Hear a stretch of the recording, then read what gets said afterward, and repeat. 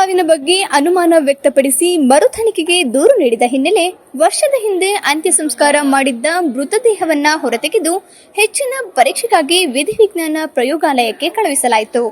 ತಾಲೂಕಿನ ಅರೆಹಳ್ಳಿ ಹೋಬಳಿ ಮಲ್ಲಾಪುರ ಗ್ರಾಮದಲ್ಲಿ ಲಕ್ಷ್ಮಮ್ಮ ಎಂಬುವರು 2023 ನವೆಂಬರ್ 25ರಂದು ಅನುಮಾನಾಸ್ಪದವಾಗಿ ಮೃತಪಟ್ಟಿದ್ದರು. ಆಸ್ತಿಗಾಗಿ ಜನ್ಮ ನೀಡಿದ ಹಿರಿಯ ಮಗನೇ ತನ್ನ ಪತ್ನಿ ಜೊತೆ ಸೇರಿ ತಾಯಿಯನ್ನ ಕೊಲೆ ಮಾಡಿದ್ದಾನೆ ಎಂಬ ಗುಮಾನಿ ಇತ್ತು. ಈ ಸಂಬಂಧ ಎರಡನೇ ಮಗ ಪ್ರೇಮಕುಮಾರ್, ಸಹೋದರಿ ಮಮತಾ ಹಾಗೂ ಪತ್ನಿ ಮಮತಾ ತನಿಖೆ ನಡೆಸಬೇಕು ಎಂದು ಪೊಲೀಸರಿಗೆ ದೂರು ನೀಡಿದ್ದರು. ತಾಯಿ ಲಕ್ಷ್ಮಮ್ಮ ಅವರದು ಸಹಜ ಸಾವಲ್ಲ, ಕೊಲೆ ಎಂದು ನೀಡಿದ ದೂರು ಆಧರಿಸಿ ಮರುದಿನ ಮರಣೋತ್ತರ ಪರೀಕ್ಷೆ ನಡೆಸಿ ಅಂತ್ಯ ಸಂಸ್ಕಾರ ನಡೆಸಲಾಗಿತ್ತು. ಮರಣೋತ್ತರ ಪರೀಕ್ಷೆ ವರದಿ ಬಂದ ನಂತರವೂ ಕಿರಿಯ ಮಗ ಹಾಗೂ ಇತರರ ಅನುಮಾನ ದೂರವಾಗಿರಲಿಲ್ಲ.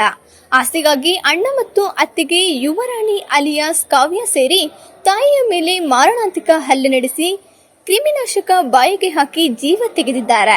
ನಂತರ ತಾಯಿಯೇ ಆತ್ಮಹತ್ಯೆ ಮಾಡಿಕೊಂಡಿದ್ದಾರೆ ಎಂದು ನಾಟಕವಾಡಿದ್ದಾರೆ ಎಂದು ಮತ್ತೊಮ್ಮೆ ಸ್ಥಳೀಯ ಠಾಣೆ ಜೊತೆಗೆ ಎಸ್ಪಿ ಅವರಿಗೂ ದೂರು ನೀಡಿದ್ದರು.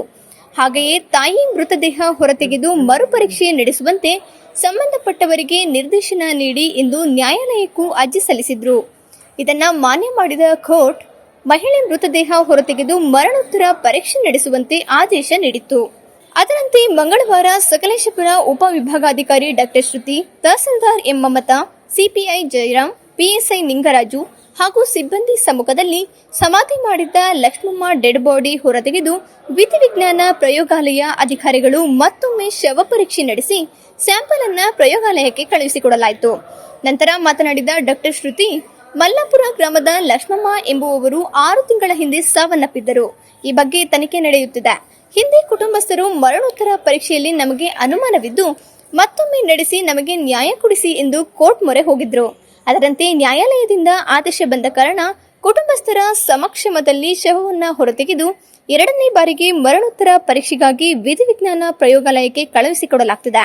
ವರದಿ ಬಂದ ನಂತರ ಮುಂದಿನ ಕ್ರಮ ಕೈಗೊಳ್ಳಲಿದ್ದೇವೆ ಎಂದರು.